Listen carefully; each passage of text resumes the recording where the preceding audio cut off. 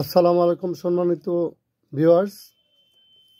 আমি আপনাদের খেদমতে এর আগে ভিডিওতে প্রিম্যাচুরিটি এডুকেশন নিয়ে কিছু কথা উপস্থাপন করছিলাম। আজকে আপনাদের খেদমতে RX এই শব্দটা নিয়ে আপনাদের সামনে কিছু কথা বলার আশা রাখছি। আল্লাহ তাআলার তৌফিক দান করেন। হ্যাঁ ভাই দোস্ত, আমরা যখন একটা প্রেসক্রাইব লিখি বা কোনো জায়গায় প্রেসক্রাইব করে নিই, তখন আমরা লক্ষ্য করি যে প্রেসক্রাইবের শুরুতে আছে RX। তো হ্যাঁ, এই RXটা কি শব্দ বহন করে, কি তাৎপর্য আছে, এটা নিয়ে সামান্য কিছু কথা আপনাদের সাথে ইনশাল্লাহ শেয়ার করি। তো ভাই দোস্ত, RX শব্দটার অর্থ রাইট অর নোট। হ্যাঁ, রাইট অর্থ সঠিক, নোট অর্থ না। তাহলে অর্থটা কিভাবে দাঁড়ায়? পূর্ণ অর্থটা দাঁড়ায় সঠিক হতে পারে, নাও পারে। জি, এটা একটা মত আছে। আরেকটা মত আছে যে প্রাচীনকালে তারা তাদের দেবতাকে বোঝানোর জন্য RX ব্যবহার করত, যে RX লিখতে তাদের দেবতা খুব খুশি হবে, আর খুশি হওয়ার কারণেই তাদের রোগ ভালো হবে, পার্থিব জীবনে মঙ্গল হবে, পারকালে মঙ্গল হবে। এর জন্য তারা শুরুতেই এই রোমান এই RX শব্দটা লিখত। আর আমার আজকের আলোচনার বিষয় আমি RX দিয়ে করার চেষ্টা করব। তো এটাই বর্তমানে গ্রহণযোগ্য রূপ। জি, আপনি আমাকে এই প্রশ্ন করতে পারেন যে ভাই, আপনার কাছে আসলাম, আপনি প্রথমেই লিখলেন যে RX, মানে সঠিক হতে পারে, নাও পারে। তাহলে এটা কেমন কথা যে আপনি নিজেই সন্দেহান, অথচ আপনি প্রেসক্রাইব করতেছেন?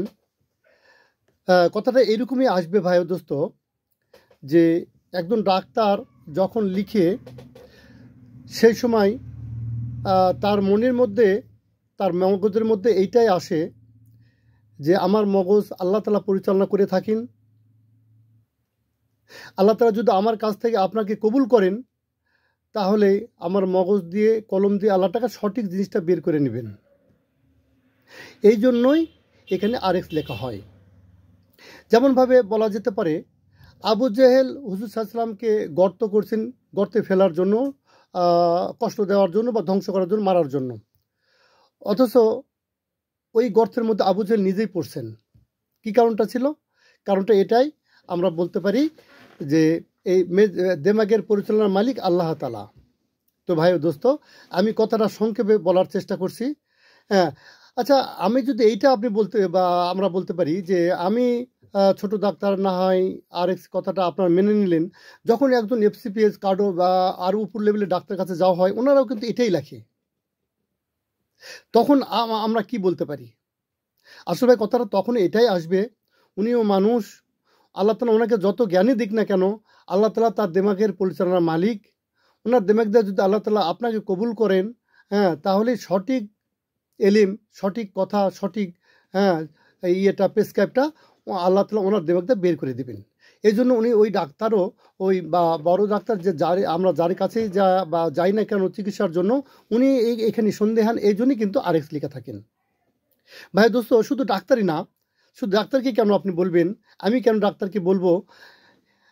আপনাকে যদি আমি আপনাকে যদি প্রশ্ন করি, অথবা আপনি যদি আমাকে প্রশ্ন করেন, তাহলে এটাও আসে যে আমরা যখন খেতে আবাদ করি, ইরি ধান লাগাই, আমনি ধান লাগাই, বলুন তো ভাই দোস্ত, ওই ধানটা কি আমার গোলাতে আসবে কি, এটা কি আমি শিওর? না, এখানেও আপনি বলবেন না, বৃষ্টিতে পাথরে পড়েও যেতে পারে। তাহলে এখানে কিন্তু আর রাইট অর নোট। আচ্ছা, আমি যে দোকানে আছি, এখান থেকে কি আমি বাসায় যেতে পারবো? এটা কি আমি নিশ্চিত? এইটুকু আমার কি নিশ্চিত হওয়ার সম্ভব? আমি অবশ্যই বলবো যে না। তাহলে এখানেও রাইট অর নোট। এমনিভাবে একজন রাইটার, যিনি কিতাব লেখেন, বই লেখেন, উনিও কিন্তু ওই লেখার শুরুতেই মুখ বন্ধের মধ্যে লেখেন যে আমার লেখার মধ্যে ভুল হয়ে যেতে পারে, আপনারা ধরে দিলে সংশোধন করব, কৃতজ্ঞ থাকবো, ইত্যাদি কথা। তাহলে ভাই দোস্ত, আমি সংক্ষিপ্তভাবে এটাই বলতে পারি, আমরা দুনিয়ার সমস্ত মানুষ তার নিজ নিজ জায়গাতে রাইট অর নোট, অর্থাৎ সঠিক না হতে পারে, ভুল হতে পারে, এটার মধ্যেই কিন্তু আমরা রয়েছি। কথা কি আমি বুঝাইতে পারছি? তাহলে এখানে কি মনে প্রশ্ন জাগে না যে দুনিয়াতে রাইট বলে কোনো কিছু নাই? জি, সুন্দর একটা কথা, জালিকাল কিতাবুল লা রাইবা ফিহ।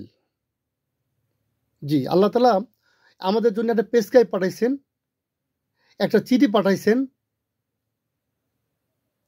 এই চিঠি বা প্রেসক্রাইবের মধ্যে আল্লাহ তাআলা প্রথমেই ওনার জবানে, সোনার জবানে বলছেন জালিকাল কিতাবুল লা রাইবা ফিহ, অর্থাৎ এই কিতাবের মধ্যে কোনো সন্দেহ নাই, কোনো সুন্দর অবকাশও নাই।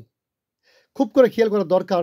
যদি কোনো মুসলমান ভাই ও দোস্ত যদি বলে যে না আমার সন্দেহ, তাহলে বলে ইমান থাকবে? তাহলে মোট কথা এই কিতাবের মধ্যে, এই চিঠির মধ্যে, এই প্রেসক্রাইবের মধ্যে কোনো সন্দেহ নাই। ভাই দোস্ত, তাহলে আমার প্রেসক্রাইবের মধ্যে কিন্তু রাইট অর থাকতে পারে, আল্লাহ তাআলার প্রেসক্রাইবের মধ্যে কোনো ভুল নাই। জি, এখন আমরা ইসলামের শরীয়তে যখন আমরা যখন রোগ হয় তখন আমরা কি করব? আসলে আমরা একটু রাসূল সাল্লাল্লাহু আলাইহি ওয়াসাল্লামের জীবনের দিকে তাকাবো। এটা তো আমার মডেল, নমুনা। তো রাসূল সাল্লাল্লাহু আলাইহি ওয়াসাল্লাম যখনই কোনো বিপদে পড়তেন, আল্লাহ তাআলার ভাষা তো এরকমই, আমি তোমাদের রোগ সুখ ক্ষুধা তৃষ্ণা শৈল ঘাটতি সংসার ঘাটতি বিবি ঘাটতি বাত্তা ঘাটতি পরীক্ষা করব। আর যখনই পরীক্ষা আসে তখন আমরা দেখব আমার রাসূল সাল্লাল্লাহু আলাইহি ওয়াসাল্লাম কীভাবে এটাকে করছে, সলভ করে সমাধান করছে। জি, যখন এরকম আমাদের সামনে রোগ সুখ বালা মুসিবত আসবে, সাথে সাথে আমরা সদকা করব। ভাই দোস্ত, আমি কিন্তু প্রেসক্রাইব করছি, সদকা করব। এক নম্বর কথাটা হচ্ছে কি ভাই, সদকা। সদকা বালা মুসিবতকে মিটাই দেয়, আল্লাহর রাগকে কমাই দেয়। আল্লাহর রায়কে পক্ষে নেওয়ার জন্য সবচেয়ে বড় মাধ্যম হচ্ছে সদকা। তো ভাই আমাদের তাহলে প্রেসক্রাইবের প্রথম নাম্বার ওষুধ সদকা। আমার প্রেসক্রাইব রাইট অর নোট, কিন্তু আল্লাহ তাআলা প্রেসক্রাইবের মধ্যে তো কোনো ভুল নাই। এজন্য ভাই দোস্ত, এটা সুন্নত। আর সুন্নতের মধ্যে আল্লাহ তাআলা হেদায়েত, রহমত, বরকত রাখছে। আর একটা সুন্নত যদি কেউ সারা জিন্দেগি পালন করতে পারে, তাহলে হইতে পারে এটা তার নাজাতের জন্য উসিলা হয়ে যেতে পারে। Two in one. দুনিয়াতে আল্লাহ তাআলা রোগ থেকে হেফাজত করবে, আর পরকালে আল্লাহ তাআলা চিরসুখী জান্নাতের মধ্যে দাখিল করতে পারেন। এই জন্য ভাই দোস্ত, সমস্ত সুন্নতকে মানে চলার চেষ্টা করি। তাহলে এক নম্বর সুন্নত হচ্ছে কি, আমার যখন পরীক্ষা আসবে তখন প্রথম সদকা করা, 2 নম্বর হচ্ছে নামাজ পড়া। তোমরা নামাজ আর ধৈর্যের সাথে আল্লাহর সাথে তালাশ করো। কি সুন্দর একটা ভাষা। তো এই জন্য ভাই দোস্ত, আমি নামাজ পড়বো, হ্যাঁ, আর আল্লাহ তাআলার কাছে চাবো, আল্লাহ ডাক্তারে পারে না, ওষুধও পারে না, তুমি ভালো করে মালিক, ভালো করে দাও। জি, এই দোয়াটা করব। এরপরে সদকা, নামাজ, এরপরে আমরা মধু খাবো। মধুর আল্লাহ পাক সমস্ত রোগী সেবা রাখছে, খাওয়া সুন্নত। হ্যাঁ, এই জন্য আমরা নিয়মিত মধু খাবো। হ্যাঁ, আল্লাহ রাসূল সাল্লাল্লাহু আলাইহি ওয়াসাল্লাম বলছে কালাইজিরা। হ্যাঁ, কালাইজিরার মধ্যে এরকম সকল রোগের সেবা রয়েছে।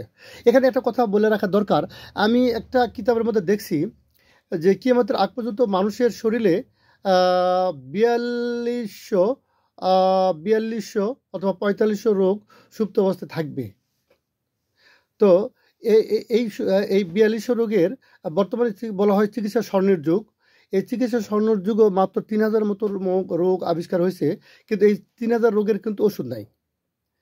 তো আল্লাহ তাআলার ভাষা অনুযায়ী আমরা বুঝতে পারি যে কালাইজিরার মধু শুধু 3000ই না, কিয়ামত পর্যন্ত যত রোগ আসবে সমস্ত রোগেরই মহা ওষুধ। জি, এরপরে জমজমের পানি খাওয়া। জমজমের পানি যারা থাকে খাওয়া মুস্তাহাব। এই জমজমের পানির মধ্যে আল্লাহ পাক শেফা রাখছেন। এরপরে সবুর। এই সবুর করার পরে যখন হবে না, তখন আমাদের মধ্যে ডাক্তারের প্রেসক্রাইবের ওষুধ খাওয়া। দীর্ঘ আলোচনা সংক্ষিপ্ত করলাম ভাই দোস্ত, পরে আবার একদিন আলোচনা করা যাবে। সকলের মঙ্গল কামনায় আজকে বিদায় নিচ্ছি। আসসালামু আলাইকুম।